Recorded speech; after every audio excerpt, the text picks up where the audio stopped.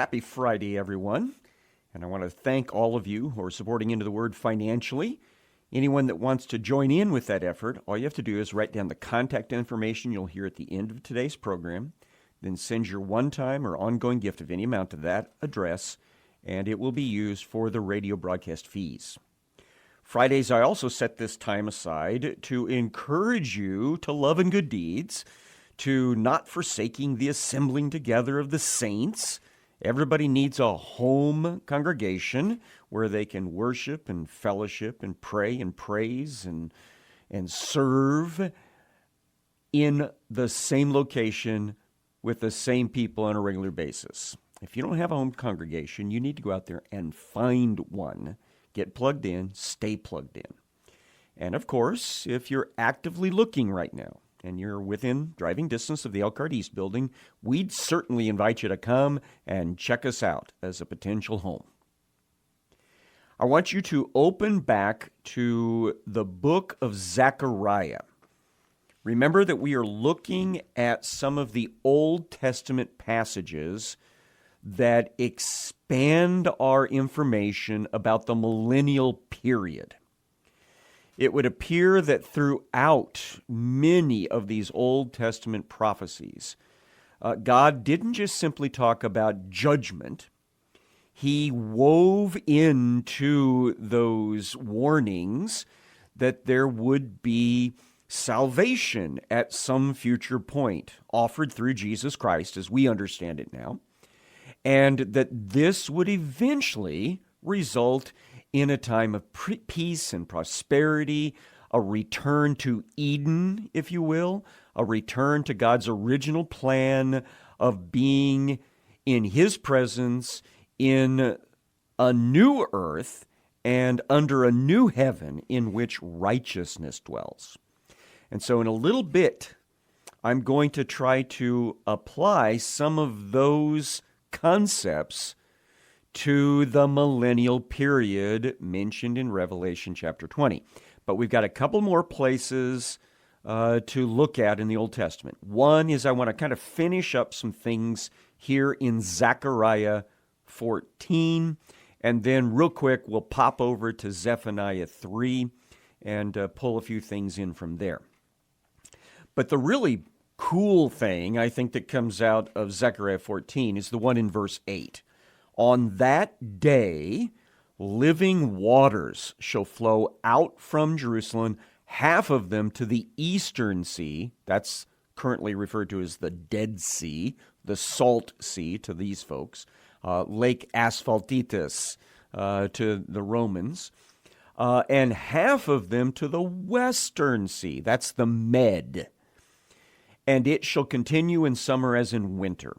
And we know we've seen this river of the water of life cited in other places, particularly in Ezekiel. We'll see it again later in the book of Revelation. And this starts at the Temple Mount and goes east and west. The one that goes eastward passes through the new valley that we saw formed earlier in the book of Zechariah. And the idea that it continues summer as in winter shows that it is not one of those wet weather streams. It's not a creek. It is a full-fledged living river. And then verse 9, you got to love it. And he who is will be king over all the earth. On that day, he who is will be one, and his name one. And of course, we know that Jesus himself, as the Savior, as God made flesh, he will be the one seated upon the throne at Jerusalem in this new heaven and new earth. And his name is He Who Is Salvation. Then I was just starting to talk about this when we closed up. It says that the whole land shall be turned into a plain from Geba. We know where Geba is. It's just a few miles north of the Temple Mount. To Rimmon, which we don't know exactly where it is, but my suspicion is it's probably just a few miles south of the Temple Mount. So the whole land is going to be turned into a plain from Geba to Rimmon, south of Jerusalem. But Jerusalem shall remain aloft on its site from the gate of Benjamin to the place of the former gate, to the corner gate, to the tower of Hananel, to the king's wine presses.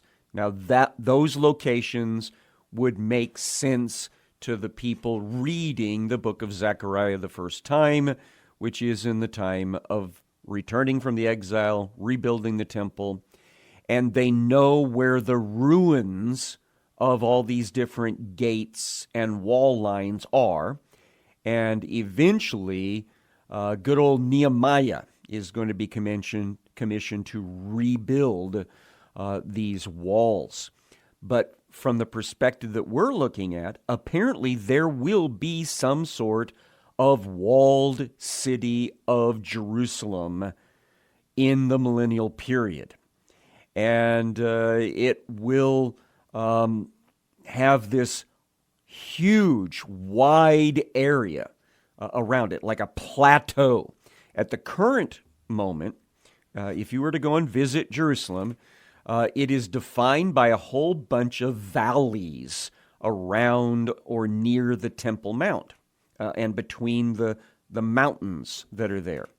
But in this time period, with the new heaven, new earth coming into existence at the second coming of Jesus, the topography changes. And I said to you as we were closing, my guess is that that is going to be more helpful in having a worship assembly area around Jerusalem for those special gathering times, like the Feast of Tabernacles every year, when you will have an immense number of people trying to be close to where Jesus is ruling and reigning from on the Temple Mount. And it will be inhabited from there, for there shall never again, notice that, that's an absolute statement, there shall never again be a decree of utter destruction. So from that line, we know that Zechariah's prophecy was not fulfilled by the Jews coming back from Assyrian and Babylonian exile and rebuilding the city of Jerusalem, because a decree of utter destruction happened again, which resulted in the destruction of the temple rebuilt by these guys. And we've got the next big time is the second coming. That's when the next big gathering is going to take place of all his people to Jerusalem, and never again will there be a problem.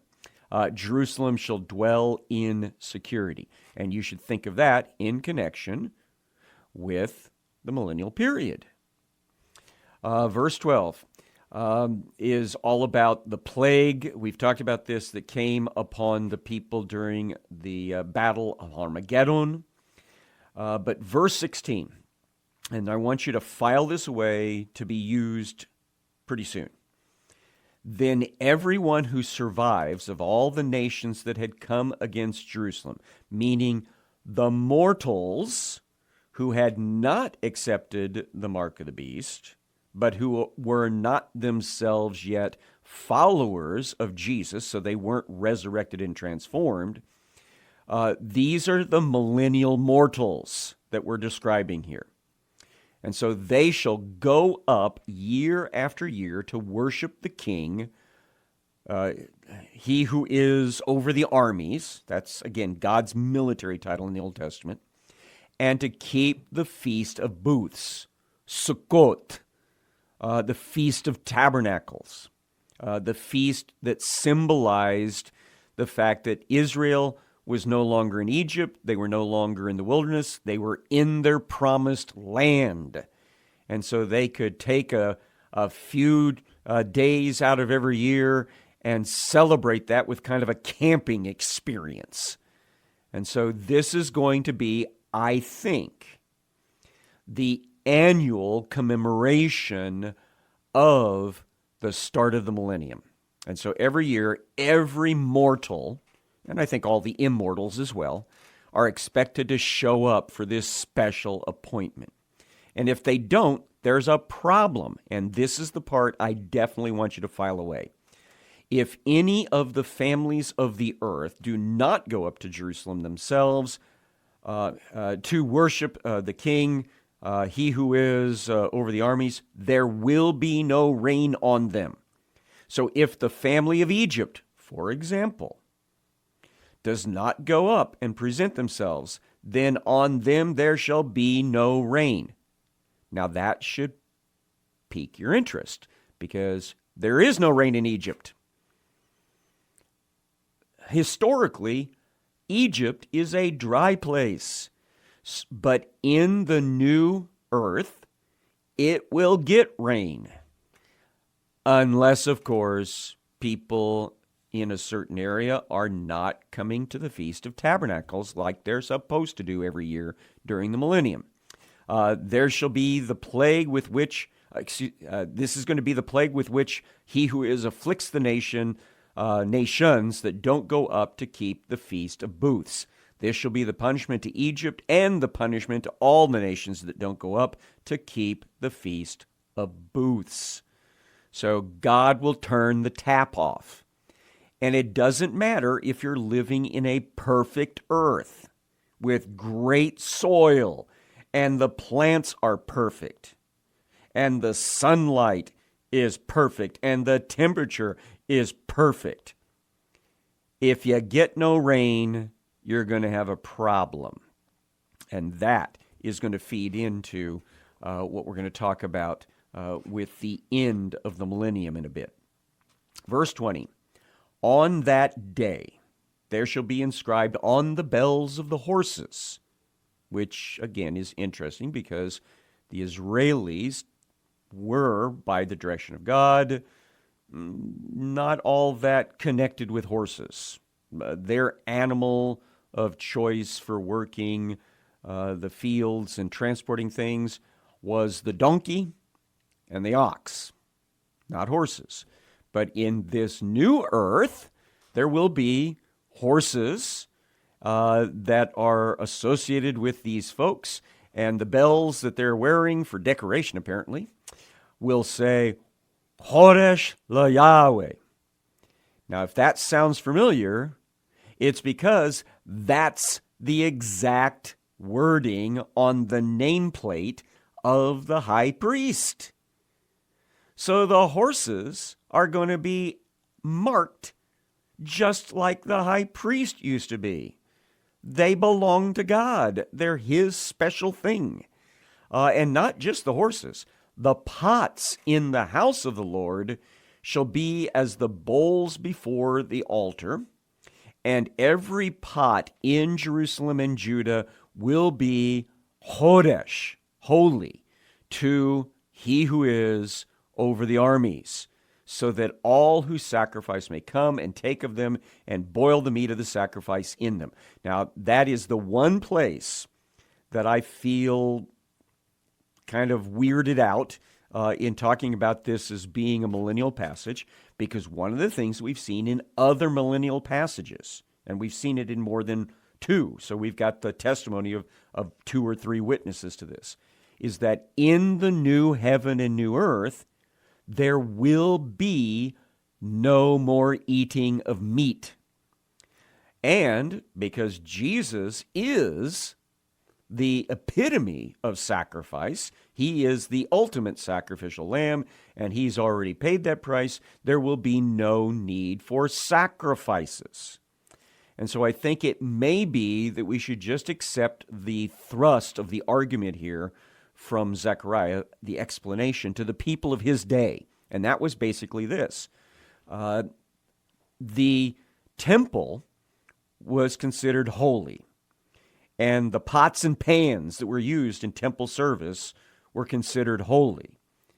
But Zechariah is saying everybody's pots and pans are going to be holy in the new kingdom, in this new place, this new time, and that's how we should understand it. And there shall no longer be a trader which the English Standard and other English versions go with that. It's actually the word Canaanite, which should be understood as someone that's not holy, because that's the context here. Someone who is not part of God's kingdom. So there shall no longer be a non-holy person in the house of he who is of the hosts on that day. So basically, everybody that is there and showing up are supposed to be all in for God. So I'll be referencing back to a lot of those things in just a little bit. Let's grab a hold of Zephaniah. Zephaniah is our last example of a millennial passage. It's Zephaniah chapter 3, verse number 6 says, I have cut off nations, their battlements are in ruins. I've laid waste their streets so that no one walks in them. Their cities have been made desolate, without a man, without an inhabitant. So this is a description of God's ultimate judgment and victory. I said, surely you will fear me. You will accept correction. Then your dwelling would not be cut off according to all that I've appointed against you, but all the more they were eager to make all their deeds corrupt. Therefore, verse 8, wait for me, declares he who is. And we've seen that idea of waiting for God to come. That's specifically thinking about Jesus. Therefore, wait for me, declares he who is, for the day when I rise up to seize the prey. For my decision is to gather nations, to assemble kingdoms, to pour out upon them my indignation, all my burning anger. For in the fire of my jealousy, all the earth shall be consumed. So that's a description of what we saw for the day of the Lord, climaxing in the battle of Armageddon, when the last remnants of the beast leader and his kingdom are done in. Then verse 9, this is the millennial section. For at that time I will change the speech of the peoples to a pure speech, that all of them may call upon the name of he who is and serve them with one accord.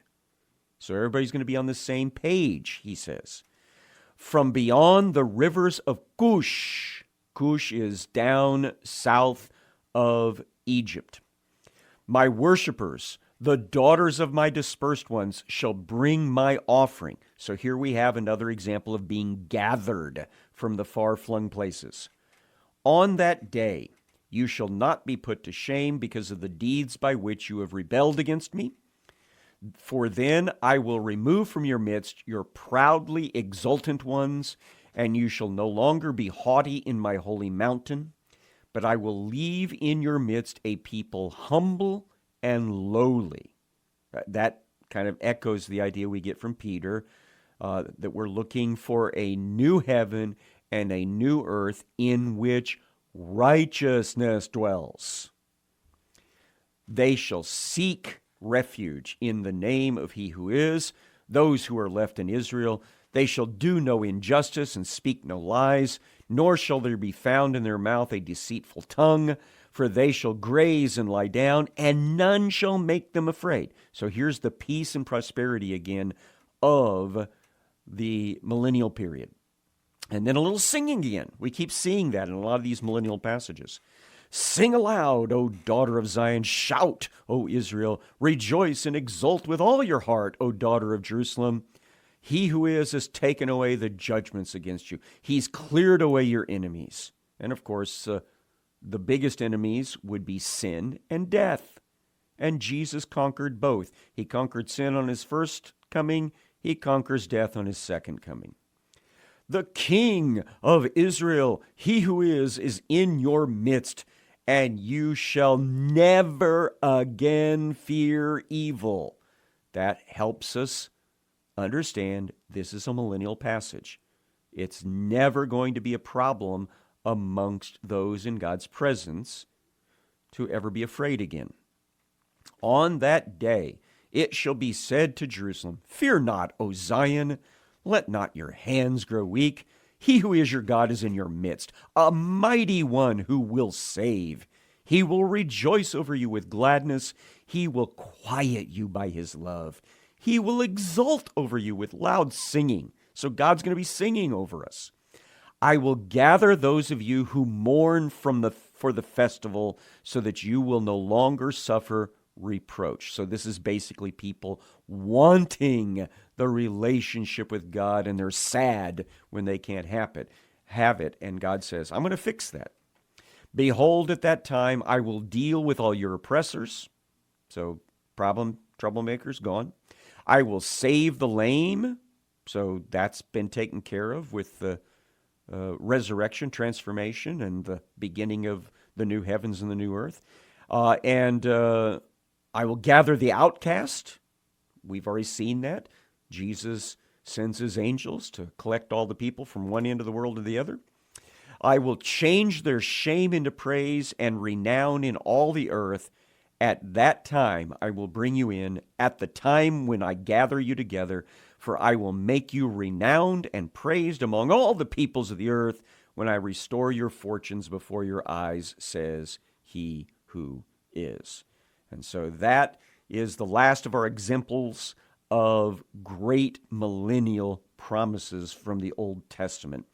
And they all seem to focus on this idea that the earth will be changed at the second coming of Jesus.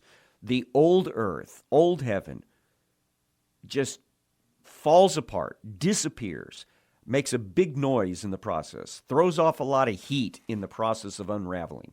But it is immediately replaced with a new heaven and a new earth in which righteousness dwells and in which there is no death, no destruction, no problems, because all the troublemakers have been removed. Satan and his angels are out of the picture. All of the beast leaders, people who had gone against the idea of Jesus coming back as King of Kings and Lord of Lords, they're gone. The believers of all ages have been resurrected. They've been transformed.